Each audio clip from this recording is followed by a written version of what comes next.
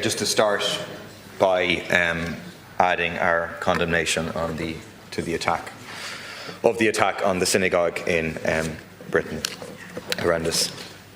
Taoiseach, we should be very clear about what we saw last night. Last night was an act of piracy in international waters.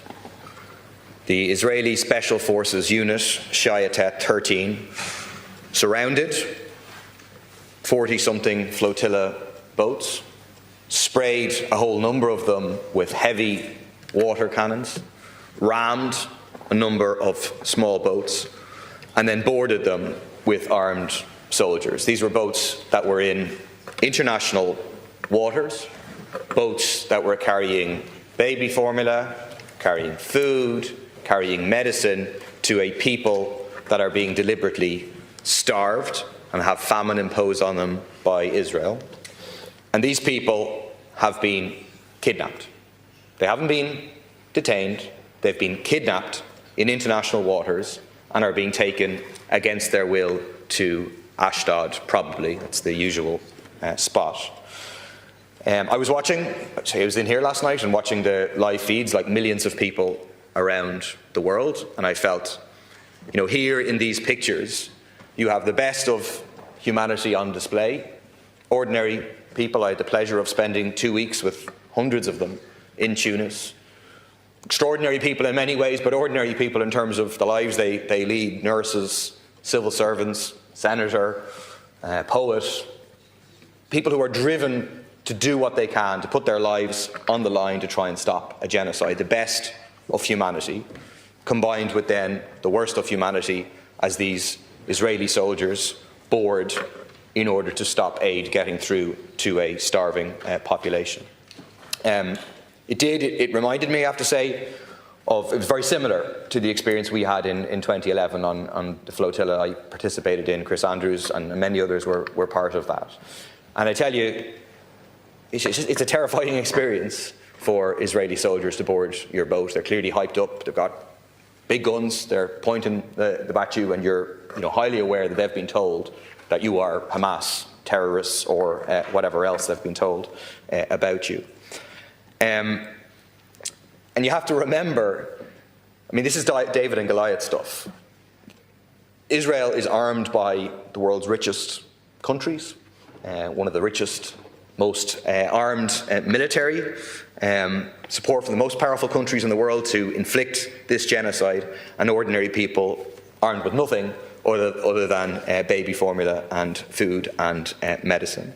And it says everything, of course, about the nature of this Israeli state, the nature of this genocide, the nature of this apartheid state, that they are, engage in military action to stop people bringing humanitarian aid. I want to say one thing to the participants in the flotilla. When we were in Tunis, for example, we spoke about two key parts of our mission. One was to break the siege and to open a people's humanitarian corridor to allow aid to flow. It's clear that that is not going to be achieved, and an obligation goes back onto states to bring aid and ensure the blockade is broken. But the other aim was to highlight the complicity of Western states, or the failure of Western states to act, and to bring pressure to bear on governments around the world. And I think that aim of the mission has been achieved. A new impetus has been given to the global movement of resistance. You saw last night huge protests breaking out spontaneously at midnight in a whole number of countries of people saying they've blocked the flotilla getting through, let's block everything. The Italian unions have called a general strike for tomorrow. And I think all of us need to now redouble our efforts to stop the support of genocide, stop the arming of genocide, stop the enabling of genocide. I think Saturday's national protest called by the IPSC, 12:30, at the Garden of Remembrance can be absolutely enormous now as people flood onto the streets. There's people outside the Dáil right now protesting, and I think, just like the Italian workers, we need to put on the agenda workers' action. I know Palestinian healthcare workers for Palestine has called a day of workers' action on the 16th of October. Just to focus in on some questions. You mentioned earlier about the ambassador engaging with the making clear our expectation that our citizens will be treated fully in line with international law. Just to clarify, I mean, you agree that already our citizens have not been treated in line with international law. And then the other thing I would say to you is, you cannot trust the Israeli state about anything. Obviously, we know that on a much bigger scale. But I tell you, our experience when we were brought to Ashdod, the Irish ambassador was there. All sorts of commitments were made to us. We said, well, you'll get everything back. You'll be back on a plane within 24 hours. Just get off the boat now. There'll be no strip searching, no mistreatment, etc. Once the ambassador was gone, all of that was gone. We were strip searched. We were then detained. Our books were taken away from us. We weren't given anything for a week. So I would say, and I know there's limits to what the Irish ambassador can do in Israel, but that all pressure needs to be added to ensure that these people are properly treated. And maybe I'll move on, because I think a lot of the details in terms of the flotilla and the treatment have been questioned. And actually, if the other flotilla participants, if the flotilla participants were here, I think they'd want me to ask about the broader issues, because that's what they're engaged about. It's all eyes on Gaza, not just the flotilla. So just to pursue the question about the use of Irish airspace, I mean, you went on the Late Late Show and said you didn't think that Irish airspace was being used. I did a leader's question. I gave you a dossier to prove that. I got a letter after that from the Minister for Transport saying that examination is ongoing. We know that examination has been ongoing for more than a year now.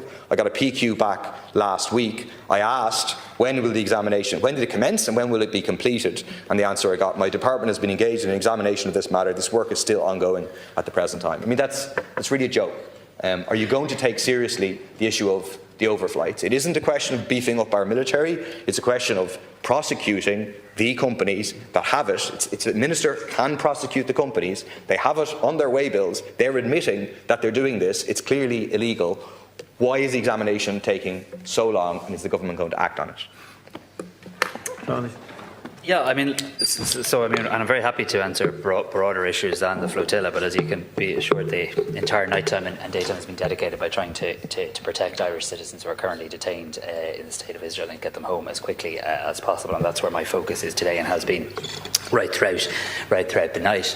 In relation to the airspace issue, I mean, the Minister for Transport has made the government's position clear. That remains the government position, and I will seek an urgent update from him in relation to that. There are complexities regarding these things, but they are issues of legitimate public concern in our country, and they're issues of concern to government. And if there's an ability to take action, we're very happy to take that action. Can I also just say, in relation to, and you and I don't agree on lots of things, but I think I do acknowledge that obviously you've joined flotillas and you have a lot of experience in relation to these things, and I welcome those insights that you've shared with me, and I want to assure you that I will support not only our ambassador and our team on the ground in Tel Aviv with any resources or assistance they need to keep the pressure on for the well-being of our citizens, but also I do think, considering there are now likely to be hundreds of citizens and indeed hundreds of citizens from the European Union detained, I think it is really important in the hours ahead that we work together to maximise that pressure in terms of the welfare of our citizens. And yes, I do agree they've been illegally detained.